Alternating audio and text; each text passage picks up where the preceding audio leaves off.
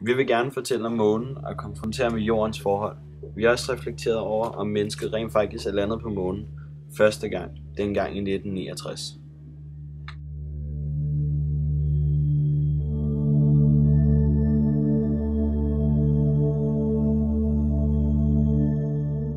Omløbstid.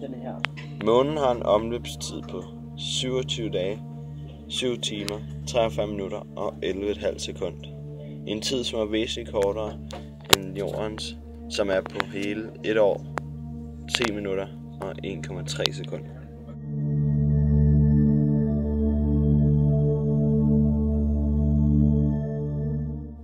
Temperatur. 123 grader Celsius er den højeste temperatur, der nogensinde er blevet registreret på månen, som er ret langt fra jordens rekord, som er på sølle 58 grader. Månen har en gennemsnitstemperatur på de ca. minus 77 grader, som fortæller lidt om de hårde vejrforhold, der er på månen. I modsætning til jorden, hvor der er en gennemsnitstemperatur på ca. 14 grader Celsius. Den laveste temperatur, der er blevet målt nogensinde på månen, er minus 223 grader Celsius, som er væsentligt lavere end jordens, som er på minus 88 grader Celsius.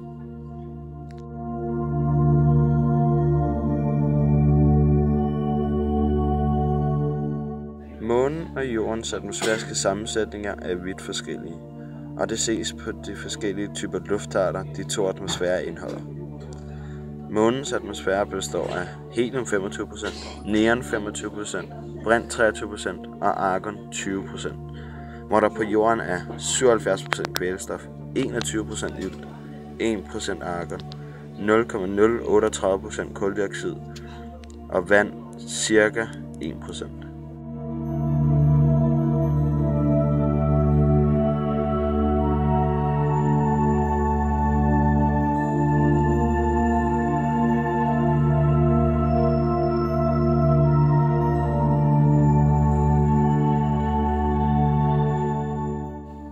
Jordens masse i forhold til månen er 5,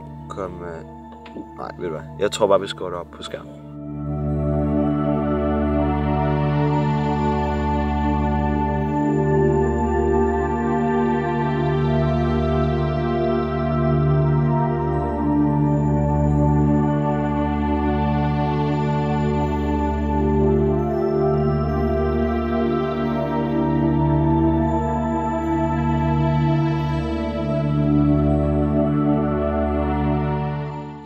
Diameter. Månens diameter er ca. 3.474,6 km ved ækvator, mens jorden er 12.756,270 km ved ækvator. Det viser, hvor meget større jorden er end månen.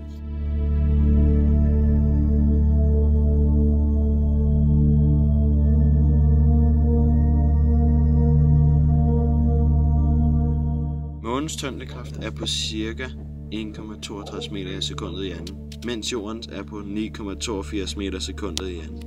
Det betyder, at din vægt er på månen ca. 6 gange mindre, hvilket betyder, at du kunne hoppe meget højere, end hvad du kan på jorden. Hvis du vejer f.eks. 60 kg på jorden, vil du veje ca. 10 kg på månen.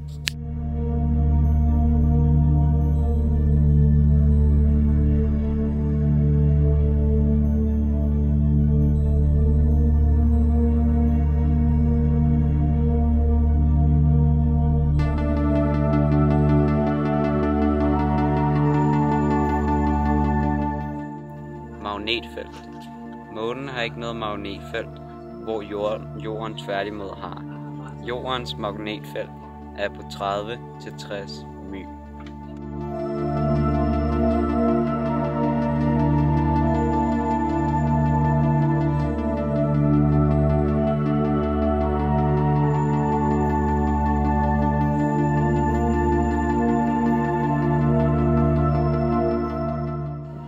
Ordet måne er et germansk ord beslægtet med det latinske mensis, og dette er igen afledt af det indoeuropæiske råd med.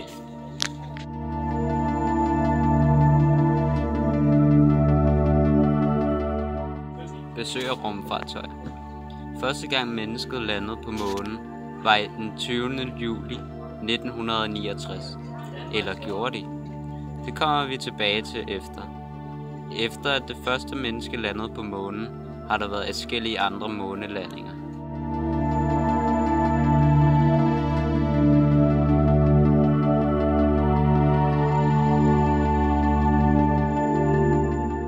Interessante facts om månen. Månen er jordens eneste måne, og den 5. største naturlige satellit i solsystemet. Den størrelse i forhold til jorden gør den til en relativt største måne, som omkredser en planet. Den gennemsnitlige afstand mellem centrum af jorden og månen er 384.405 km, hvilket er omkring 30 gange jordens diameter.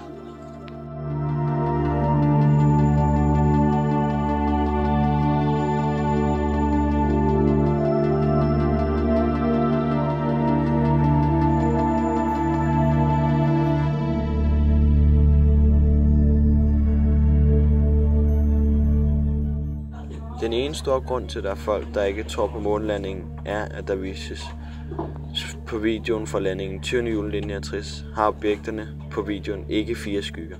Videoen er taget på månens dagside. Den er ligesom en fodboldbane.